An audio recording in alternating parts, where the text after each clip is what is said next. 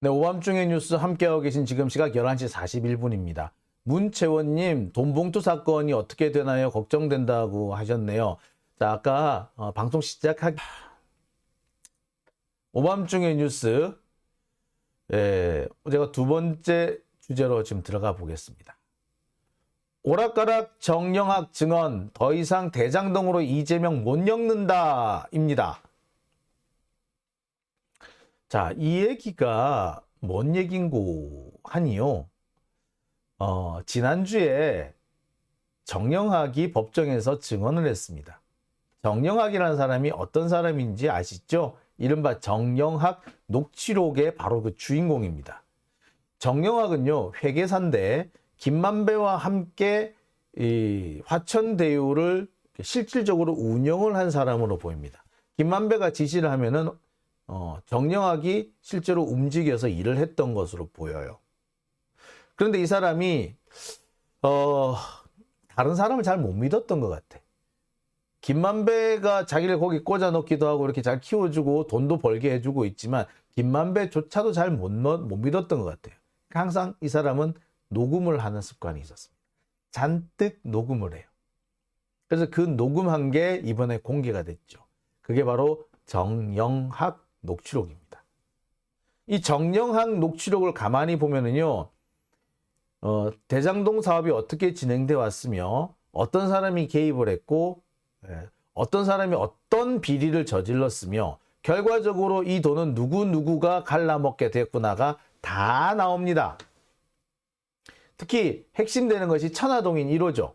천화동인 1호에서 8호까지가 있는데 바로 1호가 지분의 절반은 그 김만배 거고 또 절반은 또 딴 사람 거라고 하죠. 근데 이 절반 중에 또 절반은 유동규 거더라. 이런 게 거의 확인이 됩니다. 근데 검찰은 유동규 거로 나온 이 지분이 실은 이재명 거다. 이런 식으로 몰고 가고 있죠. 요걸 몰고 가는데 성공해야지 뭐 배임도 되고 뭐 뇌물도 되고 뭐 이렇게 만들 수가 있었던 거예요.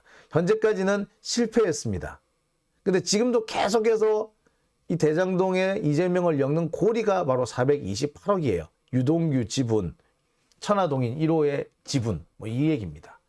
그리고 그걸 계속 입증하려고 노력하고 있는데 검찰이 이번에 자기들 딴에나 회심의 일격이라고 꺼내온 증인이 정영학입니다. 근데 이 정영학이 법정에서 증언이 오락가락하죠. 오락가락한 정도가 아니라 더 이상 이재명을 여기에 엮어 넣을 수 없도록 만들어버린 겁니다.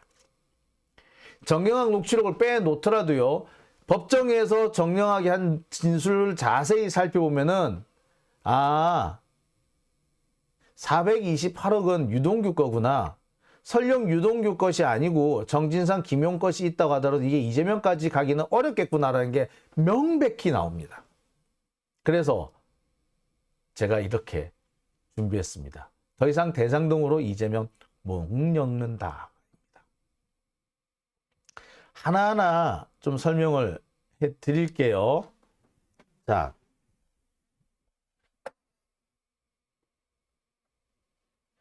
이 사람이 정영학입니다. 회계사라고 제가 말씀을 드렸죠. 정영학은 지난 13일 법정에 나와서 증언을 했습니다. 이날 증언에서 제일 핵심되는 부분은요, 20억 부분입니다. 김만배가 시장실, 뭐 정확하게 말하면 시장실도 아니에요. 경기도청입니다. 경기도청에 불려갔다. 누가 불렀다? 정진상이 불렀다. 그런데 정진상이 20억 대선 경선 자금을 요구하더라. 이때가 언제다? 2021년 2월이다. 요 얘기가 어떻게 보자면 정영학의 13일자 증언의 거의 핵심되는 부분입니다. 언론에서는 요거를 대대적으로 보도를 했어요. 근데 요 부분은요, 재판의 맨 앞부분에 한 30분만 들으면 나오는 부분이었습니다. 그러니까 이것만 기사 쓴 놈들은 앞부분 30분만 들었다는 얘기지. 뒤쪽으로 가면 갈수록 안 들었다는 얘기지. 그 사이에서 엄청난 얘기들이 남았는데 그 얘기들이 싹 빠졌네. 자, 정영학이 이렇게 주장을 합니다. 2021년 2월에 김만배가 정진상이 불러가지고 경기도청에 들어갔더니 20억 대선 자금을 요구하더라. 자, 그런데 아까도 말씀드렸듯이 정영학은 뭘로 유명하다? 녹취록으로 유명하다. 정영학 녹취록으로 유명하다. 그렇다면 이 요구 부분, 이 부분도 그럼 녹취록이 돼 있어야겠네? 아니요, 없습니다. 왜 하필 이 부분은 녹취가 안 돼 있을까? 그렇게 많이 녹음을 했는데 이와 관련해서 검사가 묻습니다. 이거 녹취록 있죠? 정영학이 그래요. 아, 그게 있긴 있을 텐데 음질이 안 좋아가지고 뭔 말인지 못 알아듣겠고 없다는 얘기죠. 결국에 김만배가 이런 말을 하더라 인 거죠. 더군다나 이 주장은요, 김만배의 기존 입장하고는 또 정면으로 배치됩니다. 증거가 없는 거죠. 오직 정영학의 주둥이만 있는 겁니다. 여기서부터 일단 검찰은 자신들이 바라던 데서 삐걱거리기 시작하죠. 증거가 있는 줄 알았어. 20억 요구하더라. 요구하더라야. 근데 증거가 없는 거지. 녹취록 있죠? 안 들리는데? 없다는 얘기지 뭐.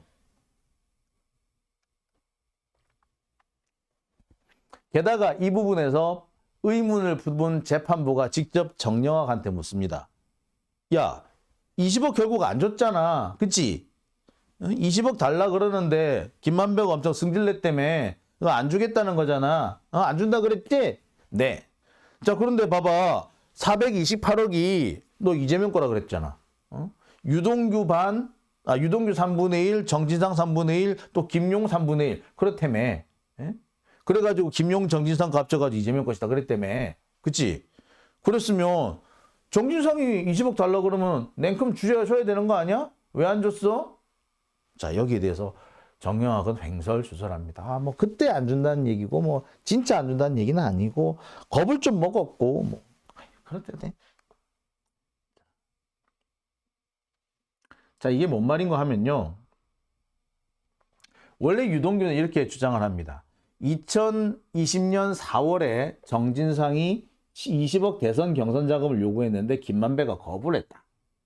그리고 2021년 2월에 이번에는 김용이 요구를 했는데 김용은 남욱에게 요구를 했고 결국에 남욱이 10억을 주기로 했다. 그래서 2021년 4월부터 8월 사이에 돈이 건네졌다. 이런 식으로 유동규가 주장을 했어요. 그런데 이게 뭐다? 2020년 4월이 아니라 이게 2021년 2월이더라. 이렇게 된 거예요. 자, 여기서 이미 유동규하고 진술이 어긋나죠. 물론 유동규가 이게 4월이라 그랬다가 10월이라 그랬다, 12월이라 그랬다 이렇게 좀 왔다 갔다 해요. 사실은. 자, 그런데 이게 정영학은 2021년 2월이라고 또 딱 정해버립니다. 근데 이게 이렇게 되면 뭐가 문제다? 그러면 김용이 요구한 건 언제야? 몰라.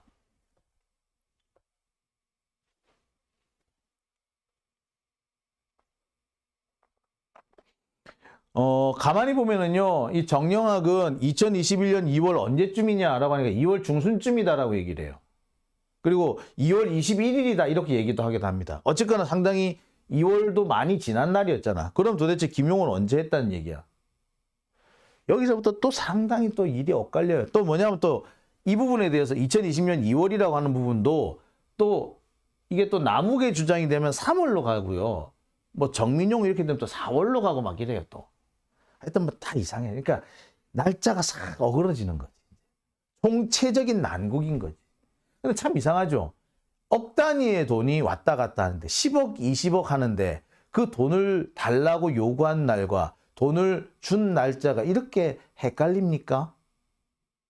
저는 그렇게 돈을 많이 쥐어보질 않아가지고 잘 모르겠습니다만 그렇게 큰 돈이었으면 언제쯤 돈이 들어왔는지 그 날짜는 진짜 아무리 시간이 지나도 그거 알 수 있을 것 같아. 그게 액수가 큰데 그걸 몰라? 그렇잖아요. 이걸 모를 수가 있을까? 일단 뭐 근데 모른대. 특이한 사람들이죠 아주. 자, 뭐 어쨌거나. 자, 근데 이 과정에서 판사들이 의문을 제기합니다. 야, 정영학, 좀 이상한데? 이 진술을 보면 말이야, 김만배는 적어도 2010년 10월부터 2021년 3월 요 사이에 유동규한테 돈을 얼마를 줄 것인가를 가지고 계속해서 얘기를 해. 그래서 700억이라 그랬다가 630억이라 그랬다가 나 결국에 428억이 된단 말이야. 이 얘기를 계속해. 2010년 10월부터 2021년 3월까지. 그러니까 앞서서 요때는 당연히 포함이 되는 거죠. 당연히 포함되는 이 기간 동안, 그러니까 김만배가 경선 자금 요구를 거부하던 그때 그 전으로 돈 얼마 줄 것인가를 가지고 계속 논의하고 돈을 어떤 방법으로 줄 것인가를 계속 논의하고 있었어. 근데 20억을 안 준다고? 너 같으면 이해가 되겠니?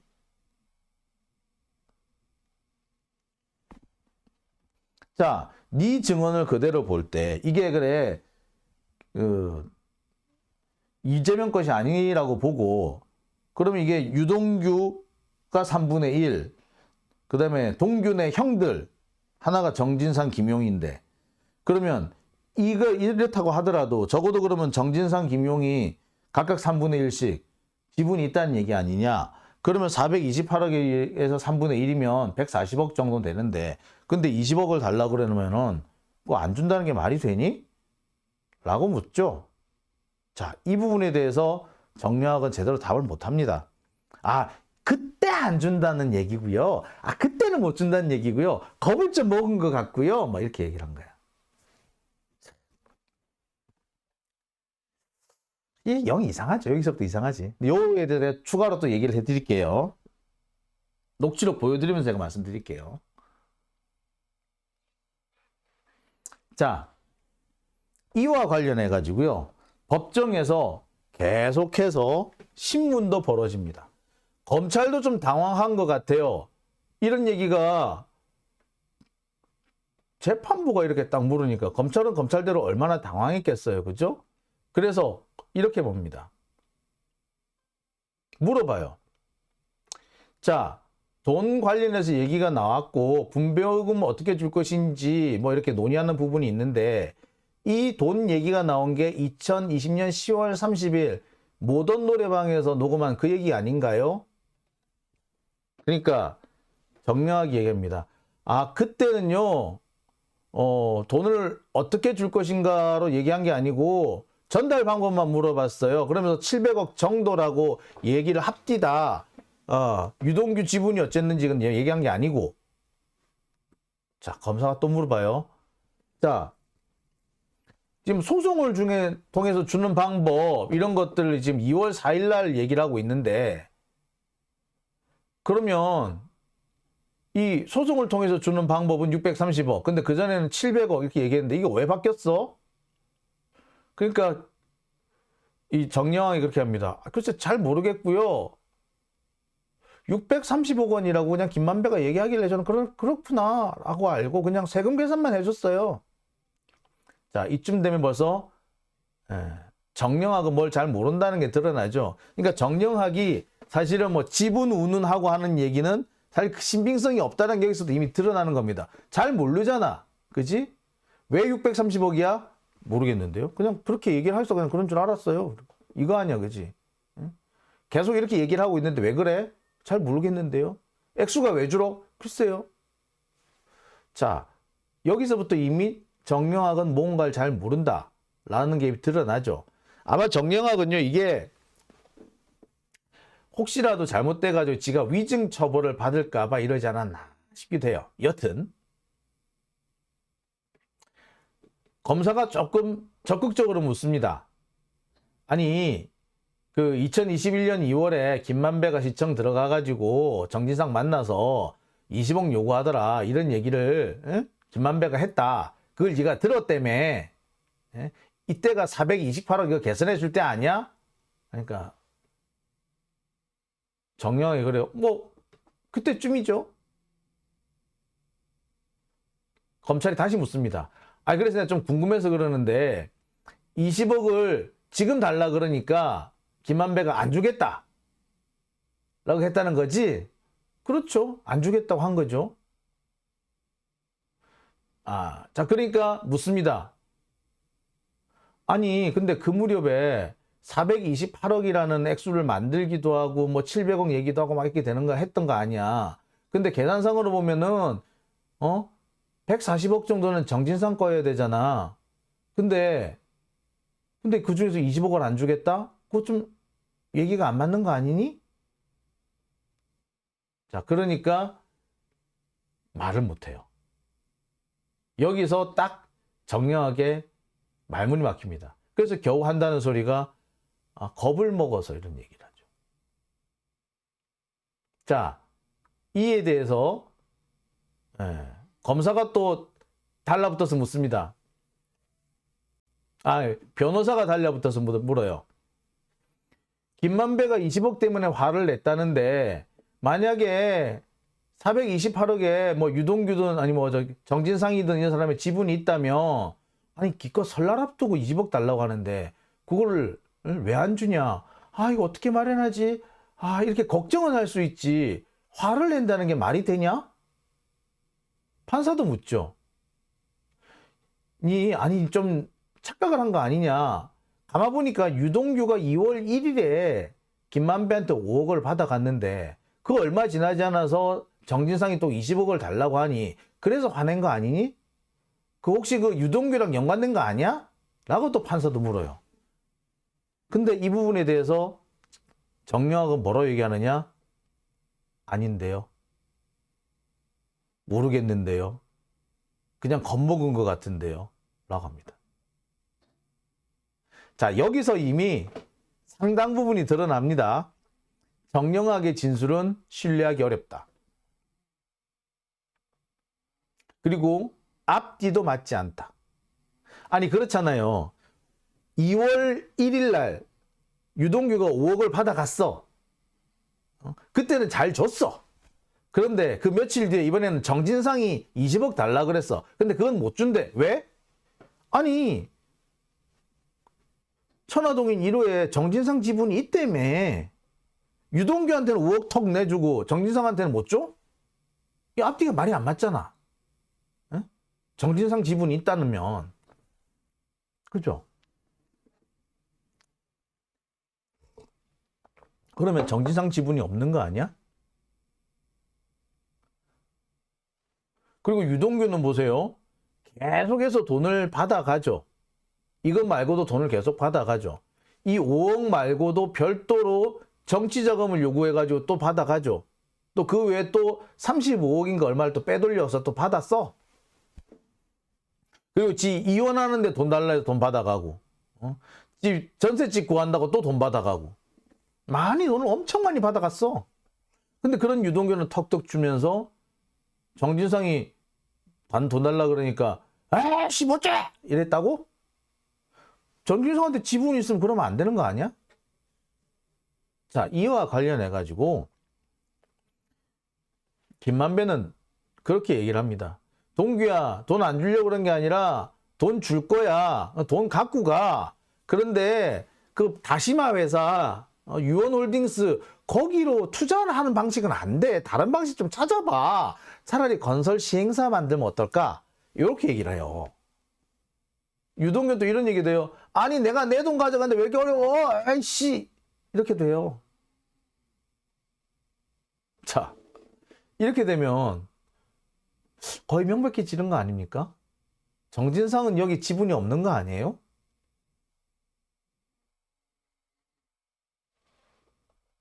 자, 여기서 이미 우리는 많은 걸 드러냈습니다. 그죠?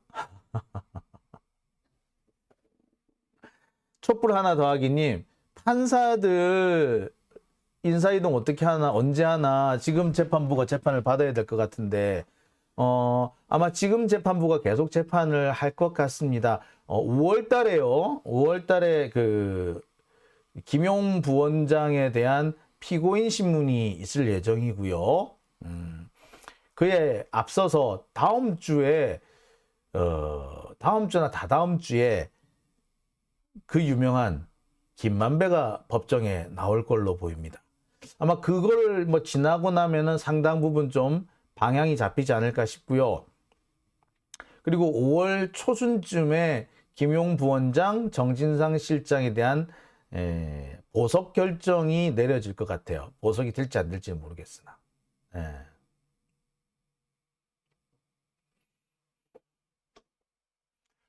자, 희님 설명을 어찌나 잘하시는지 잠이 깨신다고요. 아이고 감사합니다. 자, 촛불 하나 더하기님 위중죄 안 받으려고 머리 쓰려니 해서 버퍼링이 걸렸군요. 예. 근데 이 촛불 하나 더하기님 그 판사 너무 많이 믿지 마세요. 예, 제가 볼 때 지금 이 판사가 나름 뭐 공정하게 하는 것처럼 되게 보이기도 하고 좀 날카로운 면도 있는 것 같아요. 조병규 판사. 근데 제가 전적으로 믿을 건 못 된다라는 얘기를 꼭 드리고 싶습니다.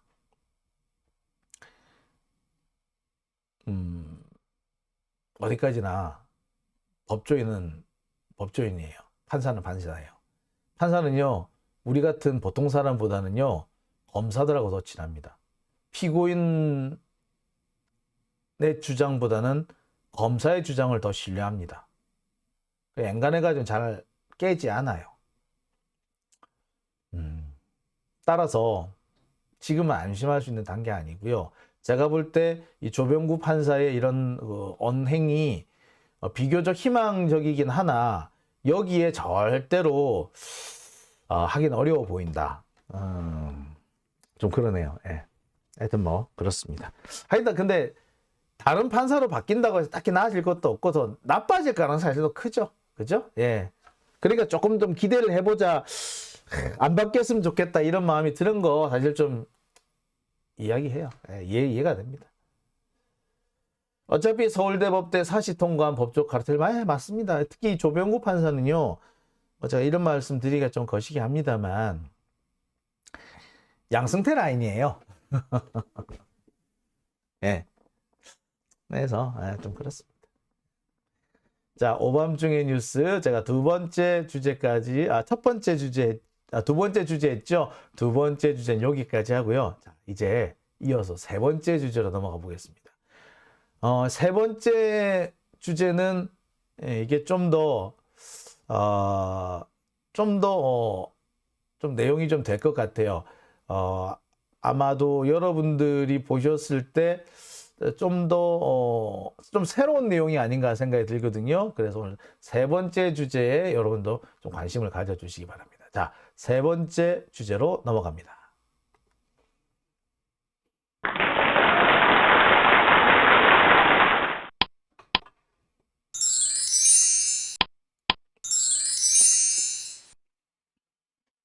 네, 오밤중의 뉴스 함께하고 계신 지금 시각 12시 8분입니다.